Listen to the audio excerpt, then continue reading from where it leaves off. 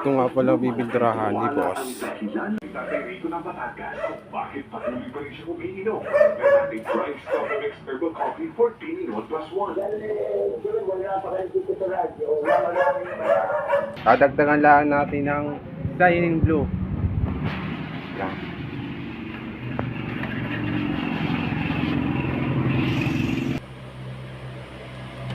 Dagdagan lang natin ng konti para hindi tuwad ng konti.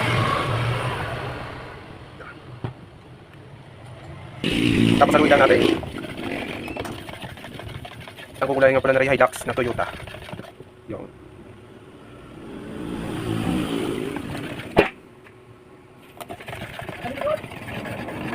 Yan.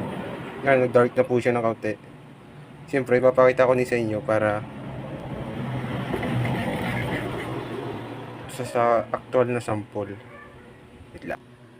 Ayan, na-file natin sa karton. Titingnan natin doon sa actual na sample kung paparehas. Let's go.